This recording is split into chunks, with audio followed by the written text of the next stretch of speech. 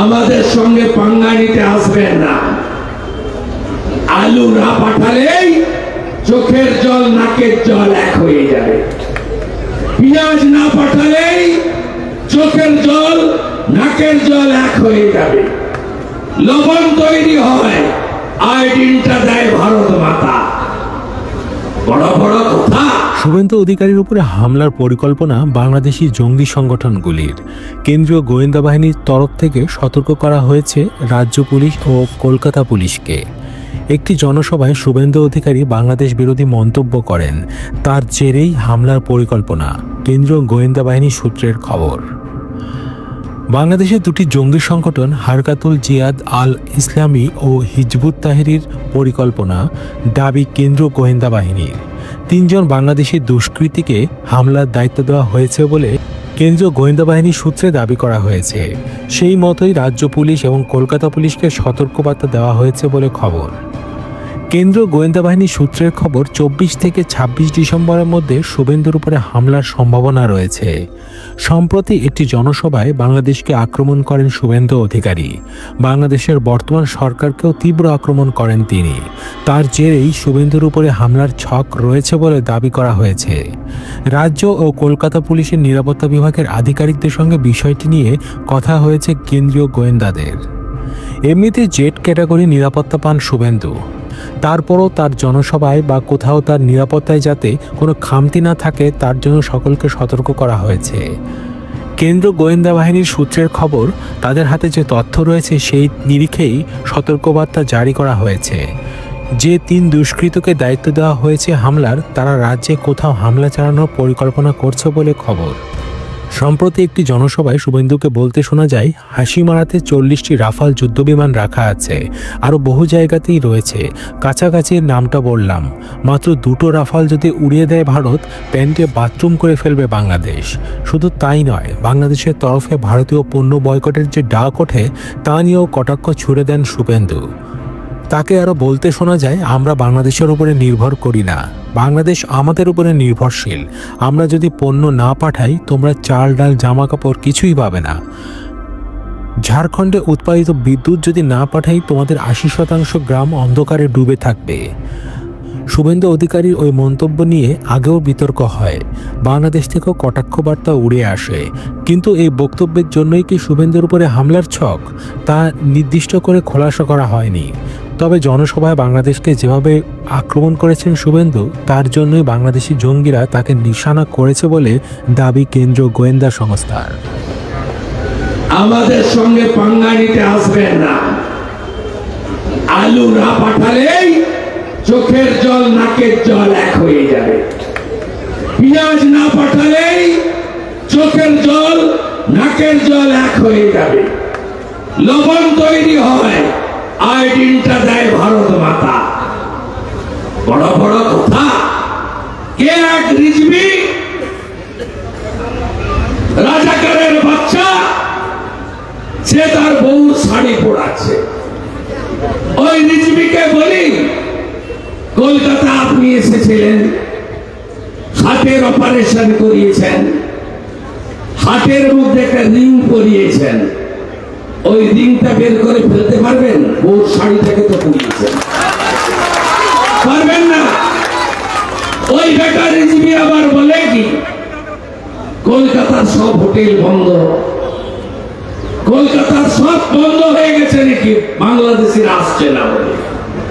কি সাহস! লড়বেন তো? মুতোর জবাব হবে তো?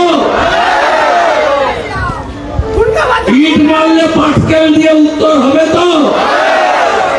জাগো হিন্দু, জাগো। এটা বাংলাদেশের হিন্দুদের বাঁচার লড়াই নয়, এটা অস্তিত্ব রক্ষার লড়াই।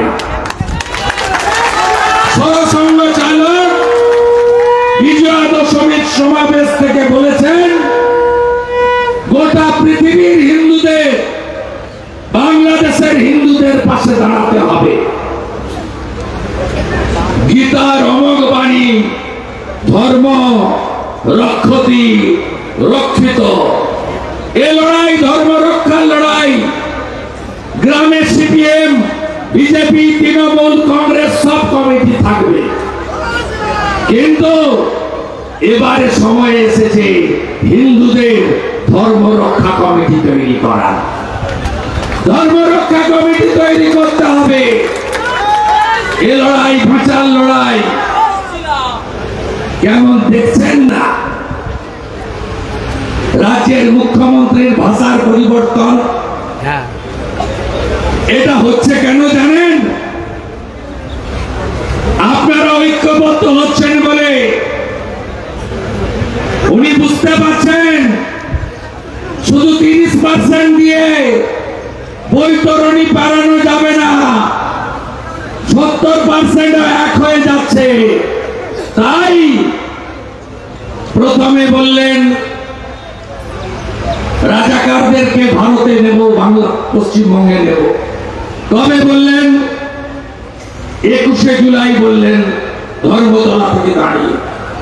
উনার এক মন্ত্রী তো আরো এক ধাপ এগিয়ে, সিদ্দিকুল্লাহ চৌধুরী বললেন মোহাম্মদ ইউনূস ঠিক করছে। ওটা ওর অভ্যন্তরীণ বিষয়। ভাবতে পারে তিনি আমাদের রাজ্যের মন্ত্রী। বিধানসভায় বলেছেন লুকিয়ে এসেছেন, কখন আসবে কেউ জানে না। নিজের ফেসবুকে পোস্ট করেছেন 1 কোটি রোহিঙ্গা মুসলমান আপনি ঢুকিয়ে দিয়েছেন পশ্চিমবঙ্গে। হ্যাঁ না না বলুন? আমাদের ভারতীয়দের সঙ্গে কোনো বিরোধ নেই। বিরোধ তাদের সঙ্গে, মুসলমান হোক, খ্রিস্টান হোক, ভারতীয়দের কেড়ে নিয়ে যাচ্ছে। এই কাজটা আপনি করছেন, প্রমাণ নেবেন? আপনি বিধানসভায় দাঁড়িয়ে বাংলাদেশের হিন্দুদের সহানুভূতি দেখাচ্ছেন। খেলায় না পড়লে বিড়াল গাছে ওঠে না। আমি আপনাকে, আপনি মুখ্যমন্ত্রী, লিডার অফ দ্য হাউস, আমি বিরোধী দলনেতা, লিডার অফ দি অপোজিশন। আমি আপনাকে বিনীতভাবে দুটো কাজ করে দেখাতে বলবো যে আপনি প্রকৃতপক্ষে ভারত মাতাকে সুরক্ষিত রাখতে চান।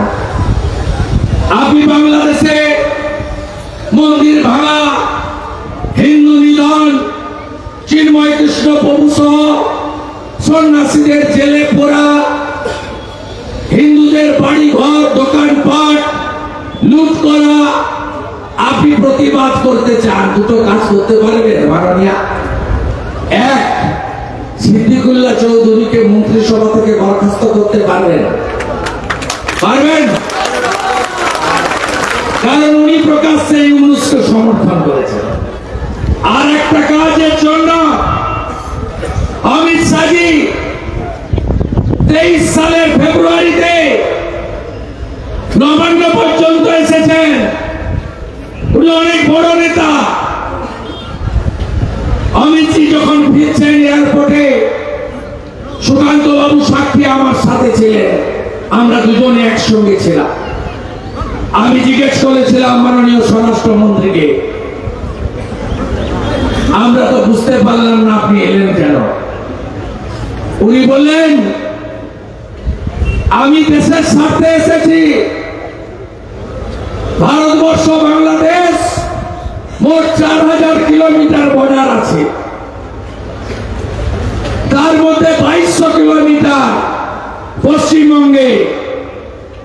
মমতা ব্যানার্জি 931 কিলোমিটার বেড়া সম্পূর্ণ করার জন্য যে জমির দরকার ভারত সরকারকে দিচ্ছেন না। ভাবতে পারেন? বেড়া দিতে দিচ্ছে না কাঁটাতারে। 931 কিলোমিটার দেশের সরকার বলছে উচিত মূল্যে কিনবো, সলেসিয়াম দিয়ে কিনবো, বাড়তি টাকা দিয়ে কিনবো। 1894 সালের জমি অধিগ্রহণ আইন ডিএমদের হাতে, কালেক্টরের হাতে। আর collector control by the state secretary, কোটা।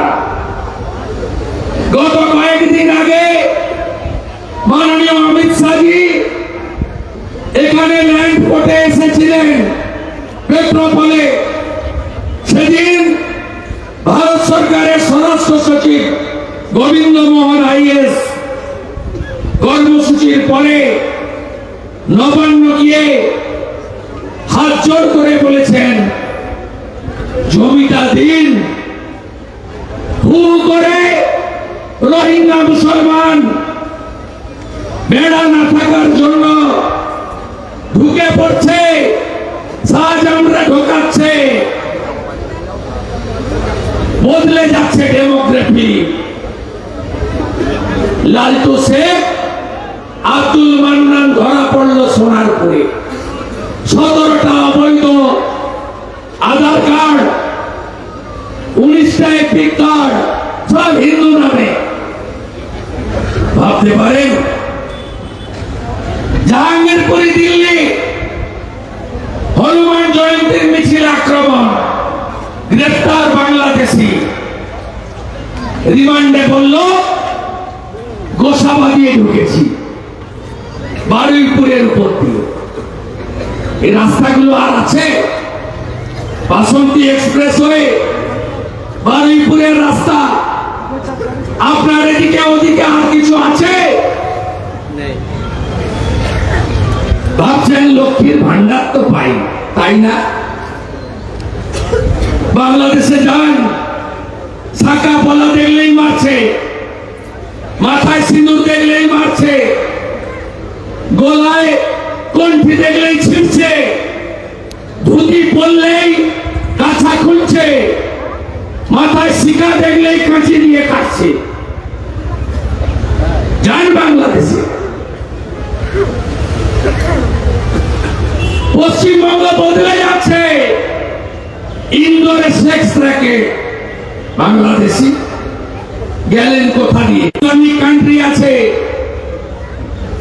ইহুদিদের অনেক দেশ, খ্রিস্টানদের অনেক দেশ, বুদ্ধিস্টদের অনেক দেশ।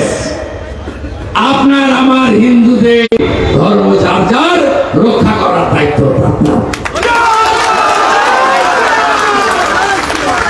এই মুখ্যমন্ত্রী পশ্চিমবাংলার হিন্দুদেরকে প্রোটেকশন দিতে পারেননি। তাদের মন্ত্রী দাঁড়িয়ে মোহাম্মদ ইউনূসকে সমর্থন করে, তারা আর যাই হোক রাষ্ট্রবাদী হতে পারে না, রাষ্ট্রবাদী হতে পারে না।